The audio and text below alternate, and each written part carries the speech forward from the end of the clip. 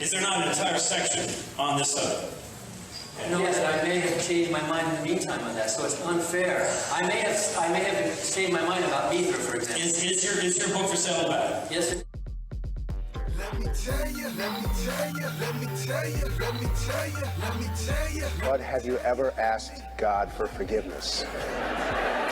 I'm not sure I have. I just go and try and do a better job from there. I don't think so. Let me tell you, let me tell you, let me tell you, let me tell you, let me. Say it like you mean it. This is my Bible. What up? I got something to say. What's going on, everybody? Welcome back to Let Me Tell You, episode 71. I'm your host, the Evangelical Norm. So we're going to jump right in today. It almost feels redundant to say that the news cycle has been crazy because week after week after week, there's the crazy things that happen, the insane things that are said, the news that comes out. It's a consistently, I can't say exponentially because that's a little bit of an exaggeration, but it's just consistently getting weirder and weirder and weirder. And yeah, I mean, today talking to people at church, it was just like, to every person I talked to, it was like, we're just so tired of the things that are happening. We want life back to normal, which, you know, everybody keeps talking about the new normal and that we're never going to get back to normal. I mean, well, how can you get back to normal after the ridiculous things that have happened with lockdowns and riots and you name it, the things that have happened and the things that have gone on? I mean, there is no returning to where we were in January. There really isn't. It boggles the mind to even think about the difference between January and now. I mean, I think, going to a Utah Jazz game and, hanging out and stuff like that, and now watching basketball being played on a court with no fans, just the difference. It's hard to watch. I mean, granted, these have only been scrimmages and maybe the intensity isn't there that it used to be, but how are you going to get the intensity that you once had with no crowd? Because that crowd in those stadiums is pumping those guys up. And to sit and to watch and to hear the squeak of the shoes on the floor and so on, you don't hear that in a regular game with the things that are going on. They may hear it a little bit on the floor, but when you're in the stands or you're watching from home, you don't hear that stuff, and it's a completely different thing. And hearing, trying to watch baseball with them piping in through the loudspeakers, the crowd noise is just ridiculous. So, again, to say the news cycle is crazy is a redundancy anymore. I mean, it's a given that every week it's going to be somehow crazier than the week before, and the hopes of getting back to some semblance of normalcy seem to get further and further away. But, so given all of that being said, let's talk about the things that happened this week. And let's just hear different noises popping up in here, and I should kind of mute my messengers and stuff like that. But oh well, it is a live recorded podcast, and I don't edit and do all that stuff. So I always like to mention when great actors or celebrities pass away. This week we lost Regis Philbin,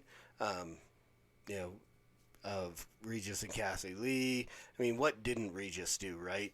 I mean, I think for a time he hosted Dancing with the Stars. He something, and Who Wants to Be a Millionaire, of course, and so on. I always hope to get the opportunity to sit across from him in that millionaire chair. Obviously, that didn't happen. But so Regis passed away. I believe he was 83 or something like that, maybe 93. I don't know. Regis died. And John Saxon, another actor, really actually, I mean, although he was in a lot of not really well-known movies, the movies that he was in, it's hard to say he was one of my favorite actors because, I mean, I didn't really ever think about him until I saw the movies that he was in. No, he was in Enter the Dragon with Bruce Lee, Nightmare on Elm Street, of course. I want to say he was in something a little more recent, but now it escapes me. But so John Saxon passed away as well this weekend. So I don't know where these guys stood with the Lord. I don't know what their faith was or anything like that. I hope they were saved. I hope that I get to see them in heaven. But we don't know. We won't know until we get there. I obviously over the next few days you're going to get, I mean, especially with Regis, I'm sure you're going to see the comic books or comics coming out, political comics in the newspapers of somehow it's going to have something to do with Regis Philbin at the pearly gates, and there's going to be some kind of caption of having to do with is that your final answer kind of thing. We cannot, as Christians, we have to understand that most of our celebrity loves, it's a hard thing, our favorite celebrities, when they pass, aren't going to go to heaven. The majority of them. Wide is the path that leads to destruction, and many are there that find it, but narrow is the gate that leads to life. Few are there that find it. I mean, as we look at, I mean, it's easy to see in the world of celebrity today just how many people are idolaters that create their own gods, fashion them out for themselves. I mean, we see that not only in Hollywood, but we see that in portions of what people call Christianity. I mean, I interact with people on multiple levels of Twitter and so on that are idolaters, that follow after false gods, people who talk about my Jesus and my God would never do this. Well, it's because your Jesus and your God don't exist. You've created them to appease your own feelings, and in that you have made yourself your God.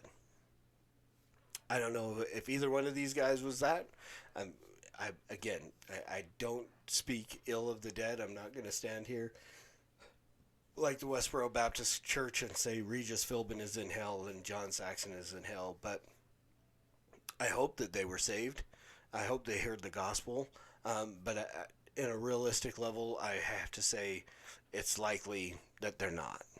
But we pray and we hope, and this is why I talk about sharing the gospel at all times. Because of this, we need to, I mean, this is celebrity, but we have friends and loved ones that are also in the same situation where they're fashioning their own God to suit their own needs and feelings and wants. And we need to be preaching the gospel to them because death is going to find us all, right? Every single one of us, 100% of the people, 10 out of 10 people are going to die. And at that moment of death, we're going to have to face a reality of where we stood, whether or not we were saved or not. It's one of two things. It's heaven or hell. You know, as we get into the main topic of what we're gonna talk about today. I think back to Mark Cahill and the impactful opening that he did every time he talked. And I don't know if he's still doing public speaking. I'm sure he is. And he shares his message, the one thing you can't do in heaven. And he starts it out with his snapping his fingers. And every second, 2 people die. You know, every second, heaven or hell, 2 people, 2 more people. 150,000 people are going to die before you lay your head down on your pillow tonight. And you have to ask yourself a question. Do you care? You have to ask yourself another question. Do you care enough to do something about it? Because if you can't say you care enough to do something about it, then you don't really care. Right?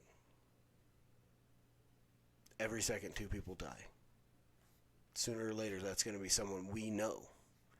And we have to ask ourselves, did we try to share the gospel with them? Did we try to preach the gospel to them?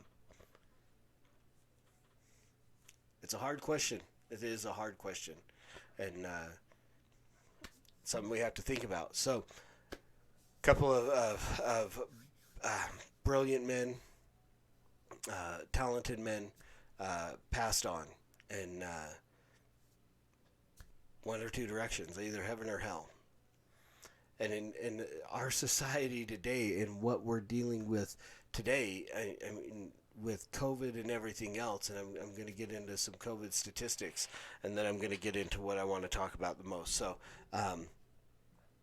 let's take a look at the most recent statistics. I hate that word. So this is, as of July 26, 58,000 additional cases on that day. So this is a graph of new cases. So obviously you can see we had the thing, and now they keep talking about the new spike and so on. But what has to be understood about this, as we're looking at this growth and so on, is the reason we are seeing more positive tests is that they are testing more and more people. Up until mid-May, there had only been, they were only testing those people who came in that were showing symptoms and so on. And so, the numbers were low, and of course there were high numbers because people were showing symptoms. So the percentage of tests to positive cases were much higher, whereas now we're seeing a greater disparity of tests per day and positives per day. If you look at the numbers and you look at the tests, we're seeing far more testing, and yeah, we're seeing higher numbers, but the percentage of positives to total tests are far less. The percentages are less. So back in May, where you may have had, in a day in the United States of America, you may have had, 40,000 people tested and 25,000 people positive. And then, so you're hitting at about 50%, whereas today you may have 200,000 people tested and 50,000 people coming up positive. And so where even though you're seeing a higher number of positive tests, it's only 25% of the people who are being tested. Does that make sense? So this is why, that all the people were coming at Trump when he was saying, well, if there were less tests, there would be less positives. What he was saying is we would know less positives if there were less tests being happening. And so, again, we have had tested in the United States up to this point through all of it, and this is from John Hopkins' website. I've got it pulled up over here. I can look. Total tests results in the U.S. Total tests are 51 million tests, around that, 51,400,000. So we have literally tested about 1/6 of the population of the United States, and we have had 4 million positive tests in the U.S. 4 million people have tested positive. That's a little less than 10% of the population of the United States, or the population of those tested have come out positive. And that's about, I want to say it's about 0.3% of the entire population that is tested positive. So those numbers are not so scary when you look at them in that sense. Of those 4 million tests, we've had 146,000 deaths in the U.S. And that seems like a huge number, but then when we take into account, how many of that it's less than 1% of those people who have tested positive. It's less than 1% of those who have tested. It's actually 0.03% of those who have tested positive. So it's about, again, the deaths are about, the percentages are very, very low. If you take those deaths and you put it in the sense of the entire population of the United States, 330 million, it's 0.0004% of the population of the U.S. has died from COVID. 0.03% of those who have tested positive have died. The majority of those are people over the age of 70. You know, and again, so here we're looking at new cases. Let me give you the thing. This is deaths since this began. You know, July 26th, 552 deaths across the U.S. This is the entire United States. Now here, where we see, you know, there still is an increase in the number of positive cases. And again, the reasoning is a lot of that is because we're testing more and more people. And some of these numbers, again, Steve Deace's tagline for this year is assume you're being lied to. And we really have to. And I've posted a lot of stuff on Facebook recently with the caption, "You are being lied to." We're seeing more positive tests because we're seeing more and more people tested. 50 million people have been tested across the United States. 1/6 of the population. Most of those probably within the last month and a half. So as we see an increase in testing, we see an increase in positives, but we have to look at the fact that we are seeing a steady decrease in deaths. We're seeing a steady decrease in hospitalization. We're seeing a steady decrease in ICU usage. Because as we see the tests going up, more and more people, I mean, granted, a huge portion of population of elderly people in nursing homes and stuff like that died because of the poor regulation and poor handling of places like New York. You know, they keep the media keeps telling us how great a job New York did. Cuomo killed a lot of people by sending people back into the nursing homes, by forcing nursing homes to take these patients back. So as we see that older generation, that group of older people who have died because of this, now we're seeing more and more younger people who are surviving it. And it has a higher rate of survivability with those under the age of 70. You know, people my age have a 99.98% chance of surviving this disease. Unless you have pre-existing respiratory issues. They keep saying like diabetes and stuff like that.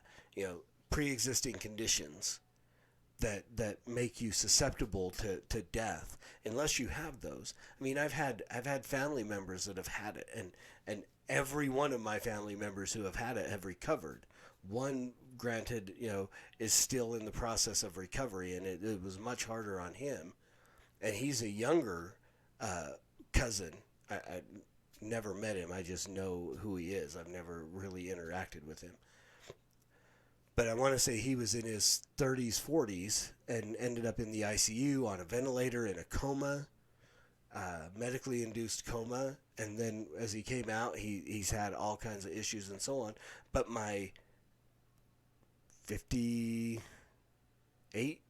I don't know how old Sheila is, my sister, who is in her advancing years, closing in on 60,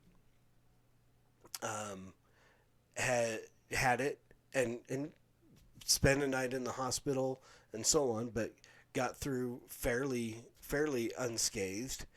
My niece had it, and one of her boys had it.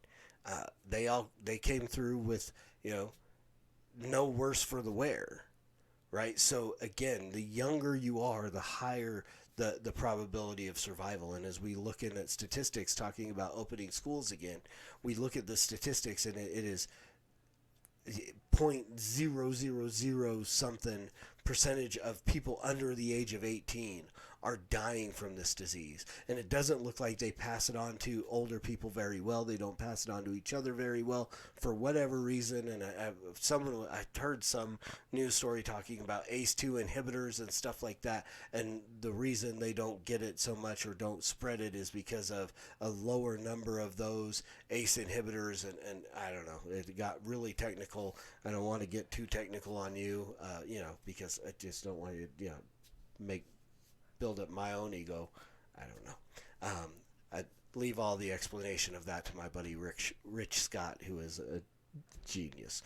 So, but still, we higher number of cases, positive cases on a day-to-day basis, far lower levels of death, which means we should really be willing to open things back up. But of course, California Governor Gavin Newsom is like, you're just shutting everything down. And put out a mandate, not only that he was saying we need to shut down churches, he was insisting that churches shut down and not meet again, but he was even saying stuff like in-home Bible studies could not gather. But yet nobody's shutting down the protests in the streets, right?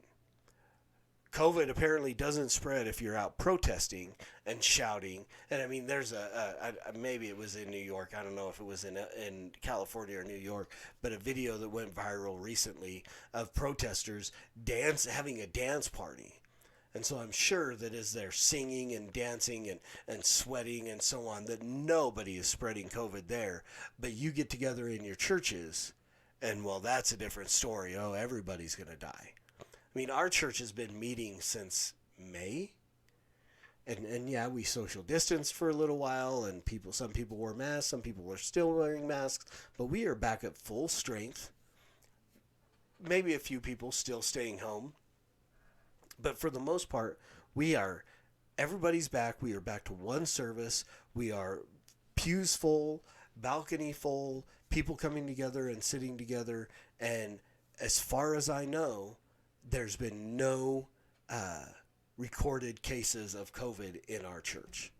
Because again, it's not that prevalent of a disease. It really isn't. The virus, we were made to think that, 50% of the country was going to get it and 10% of the country was going to die. Remember, assume you're being lied to. They were talking about millions of people dying from this. We've had we haven't hit 150,000 deaths yet. I mean, that's a huge number, and that's tragic. And don't get me wrong. Don't think that I'm just like, well, who cares about those 150,000 people who are dying?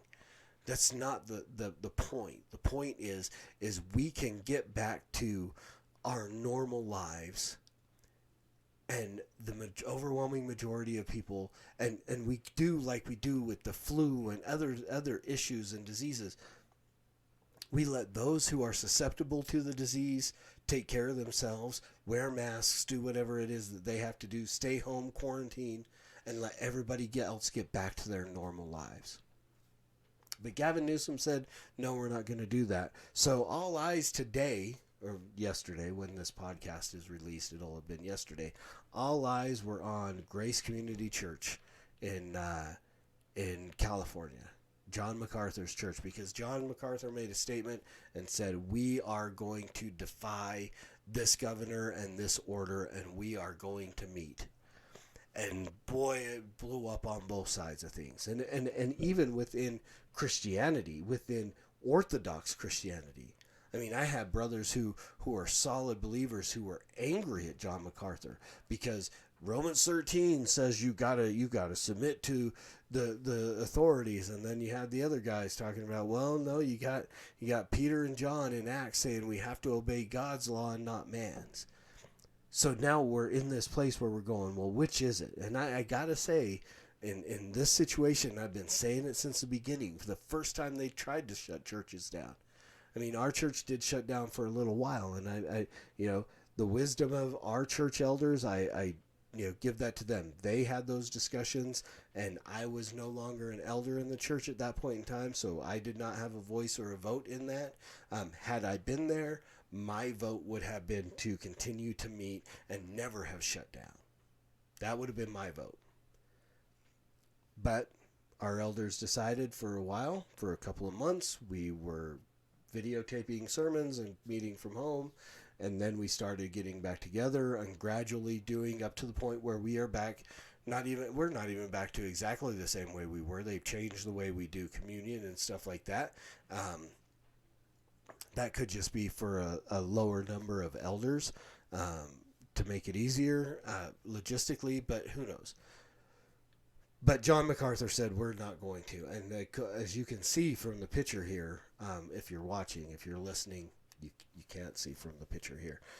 But they're pretty packed in. And so that was the next thing was people were like, well, great, John MacArthur, they met and they were like, no, we're not going to let this governor exercise his tyranny over the church and say that we can't meet, but at least they could have social distanced and worn masks. Well, again, this is where we look at the adult people of our country, of our congregations, of our states and so on, and go, they are responsible enough to make these decisions. Again, I mean, I work for a company that is mandating that we wear masks. I think that we should wear masks. I mean, if a customer says, please wear a mask in my house, I have no problem doing that. For the customer if they ask. But if they don't, I mean, why should I be required to wear a mask? I'm a big boy. I can make my own decisions. And granted, again, until this last week, July 20th, in fact, Walmart was not requiring masks. Where are all the dead Walmart workers? Where are all the dead Costco workers? None of these places that were the virus doesn't spread the same there as it does in churches. Why are we requiring people to shut down their businesses, lose their livelihood, shut down their churches, violate First Amendment rights of freedom of religion and separation of church and state? Congress can make no laws. Of course, Congress never made any laws. These are all executive orders coming from governors that do not have the right to do this. They're issuing executive orders that violate the Constitution, that literally violate the separation of church and state. Right? So MacArthur's church met, apparently had a great sermon. There was a threat apparently from the city that they were going to shut the power off to the church. That's what tyranny looks like. That is what tyranny looks like when you get a governor that orders you to shut down your church and you say, no, we're going to stand on our constitutional rights and also follow the laws of God and not man. And we are going to continue to do what God has mandated us to do and meet together. And then the state says, well, we'll just shut your power off. Obviously, they didn't. And it's probably because that was a tweet that went viral. And who knows what kind of mess they would have got into if they had tried to do something like that. But that's what tyranny looks like. When you've got a government that is saying, we're ordering you to do this, and you say, I'm a free person, I can do this. And then they're going to go, well, we're just going to shut your power off. We're going to do this. They've done this over and over. Again, I hear people who are saying, well, I don't wear masks for religious reasons. And, I've heard from the fact that some people think it violates the Sixth Commandment because it's a form of self-murder, because it's unhealthy. And I don't know that I can buy into that necessarily. But I'm not 100% opposed to the idea that this is just a precursor to the mark of the beast. I don't believe masks are the mark. No one's asking you to wear it on your forehead or your right hand. But when they're saying you have to do this in order to buy or sell, you have to do this in order to go into Costco and spend money. You have to do this in order to go into Walmart to buy things. You have to do this. It is setting the younger generation up for the time when someone says you have to take this mark if you want to buy or sell. I don't know that I can argue with that logic. That these things are dry runs for when someone's going to come that's going to be the Antichrist and going to require that those who want to buy or sell or engage in the economy and so on in society wear a mark either on their hand or their head. And I don't believe it's microchips or anything else. I believe it will be a literal mark, is what the Bible says. And this is the precursor to it. We are seeing the setup. And also what we're seeing is we're seeing churches that are going to rise and say, we are going to stand on God's word. And we're also seeing churches that are going to fall and say, we are going to submit to the fear of man. And we need to be paying attention. And we need to be praying for those churches that concede to the orders of man and the laws of men when they should be obeying the laws of God. And I'm not saying we have to completely, oppose every little thing, but there are a lot of things that we should be. I don't think churches should be mandating masks. I don't think churches should be mandating social distancing. Unless you've got a large group of older people in your church. And then I think you should be encouraging them, especially if they're sick or so on or prone to it, you need to be encouraging them to stay home. Let them watch the online sermons and let the younger, healthier people come together and build up herd immunity, which we need to have, because I guarantee you we're not going to see a vaccine for this. They've been trying to do vaccines for coronaviruses for 70 years, and never have we had a vaccine for a coronavirus. And especially, we're not going to get one for a novel coronavirus. So we need to be building up herd immunity, which means we need to be getting back to our regular lives. We need to be opening up businesses, letting people make money and feed their families. Get the 40 million people in the United States who are out of work back to work. And then those of us who would like to be able to change jobs can maybe find something. But that's another story for another day. So there you go, guys. Rant over. Hope you found at least a portion of this helpful. And as always, preach the gospel at all times. Use words. They're necessary. And until next week, Soli Deo Gloria.